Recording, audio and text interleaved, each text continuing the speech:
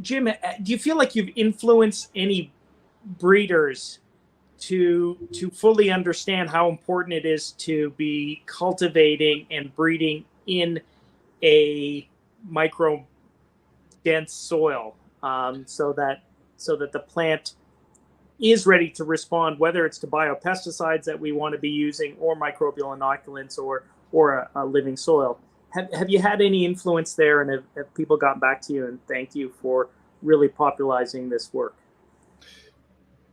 Well, over the past few years, there have been a few breeders who saw this as something important, but typically they it was in a proposal writing stage, right? And if the proposal didn't come through, then they didn't follow up. Okay, but this organic corn breeder, Walter Goldstein at the Mandamin Institute in Wisconsin, he's been trying to breed nitrogen fixing corn for the past 10 years. So he's already there. And I think that my feeling is that and this is one reason why I was trying to work with Walter now to try to help him do this, is if we can be successful, if we could put all the information, show how these systems work, begin to develop some actual cultivars that are going to be practical out there,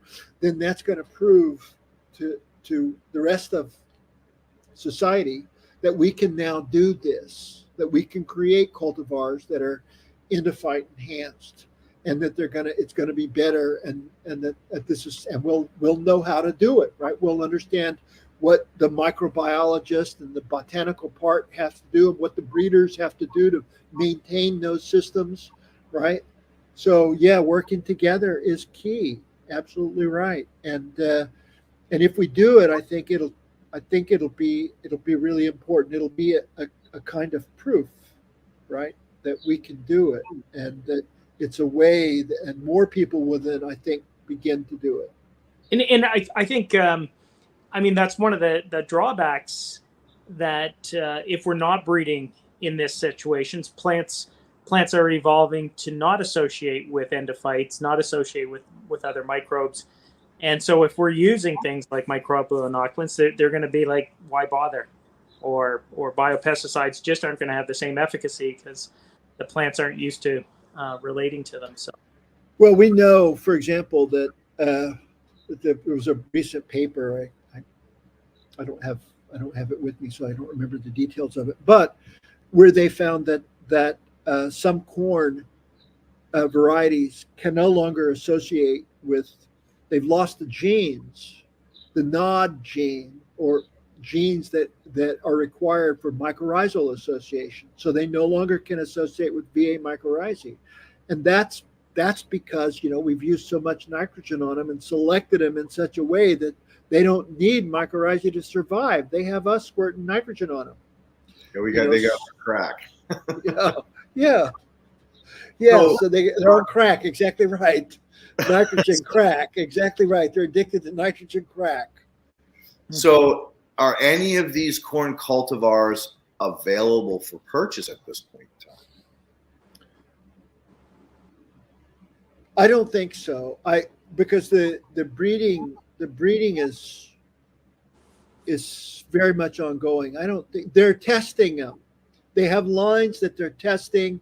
Some testing in Africa, some testing in other places. I think there's a tropical one. There's one place in Africa.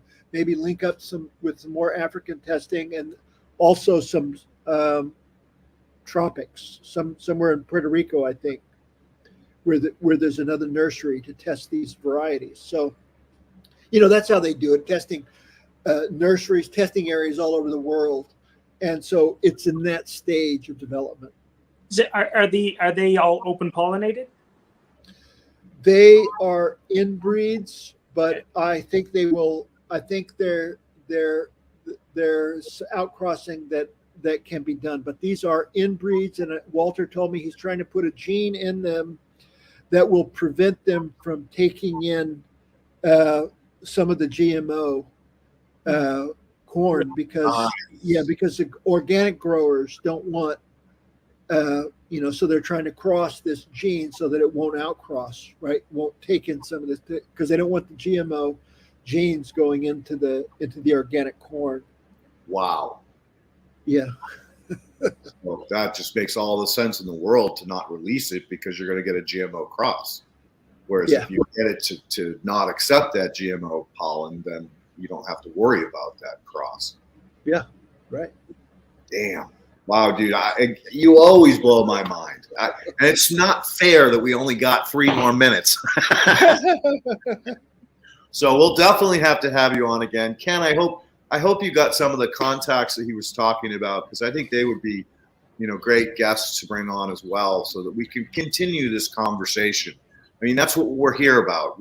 The whole game is just grow. And if you don't grow plants, grow internally, grow spiritually. So, a big thank you, James, for taking this much time out of your day and the work that you're doing to provide us great insight.